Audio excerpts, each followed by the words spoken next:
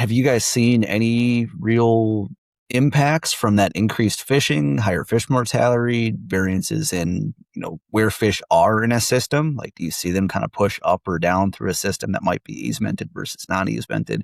Higher erosion? I don't know. What kind of stuff are Yeah. you guys seeing there? Yeah. No, good question. When you look at like our Wisconsin trout stamp sales, they're relatively stable, but Hmm. I think there is something to your point because we don't necessarily have area specific trout stamp sale numbers, and I tend to think, based on my observations and just in the time I've been here, that since COVID, there's been a big uptick in pressure. So Yeah. just thinking personally, spots I would, fish in the past, they'd be for sure spots I knew I could go out and fish on my own. I'd go out, no, somebody's fishing here. I guess the next spot. All right. But yeah, no, in terms of the impacts on, with more pressure on some of these streams, potential impacts, not really seeing, the fish are still there.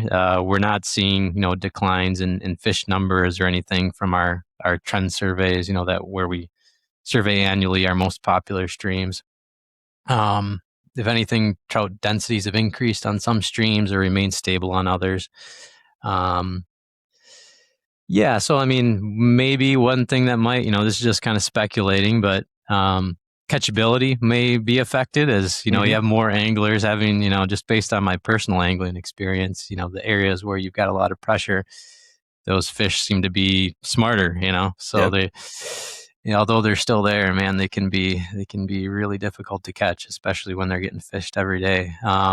And then, yeah, like I say, you get upstream, maybe you're walking in the stream off easement and you find a pool, and all of a sudden it's like, oh wow, these fish are dumb. This is great. Hmm. So yeah, there's probably something to that. But in terms of actual fish population, um, densities, as there's been more pressure on certain streams, we haven't seen any declines in population numbers. I think a big part of that is the prevalence of catch and release. So most people fishing, there's a high percentage. We've done some creel surveys too, and it's gosh, if it's like up in the 70s, 80% that are doing catch and release, pretty much exclusively. So Sure. there's not a lot of harvest. There's not as much harvest as there could be if people decide to do.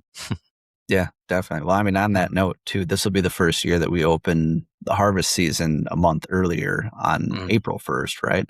Hmm. Wh- Yep. do you expect to see a whole lot of increase? Like, aside from, Mhm. I personally, I don't think it's going to make a whole lot of a difference, but I'd be curious Yeah. what your thoughts are. Yeah. So it's a statewide opener first Saturday in April this year, and yeah, it'll be interesting. I think I'm going to run out and do a quick creel survey where I've done one in the past, just to see how things compare to the opener on the typical May opener in the past years. But yeah, I don't think in terms of population numbers, I'm not really we don't have any concerns in terms of potential increases in harvest on the streams that I cover. With densities being so high, populations being relatively stable. Um, yeah, I mean, I think one of the ideas behind expanding it too was to kind of increase opportunities for people to go out and fish and get people excited about trout fishing. So with Hmm. the current opener, and if you're up north, it overlaps with you got to decide. For some people who are just opening weekend anglers, you got to decide, all right, am I go walleye fishing or am I going to go trout fishing? That's Yeah. where I grew up, northern Wisconsin. That was often the thing. So I think one of the ideas behind it was kind of give trout fishing its own opener and get people excited about getting out and Totally. and enjoying the resource. So, but yeah, in terms of impacts here on the streams I cover, there's no indication that we'll see any negative impacts on populations and from potential increases in harvest.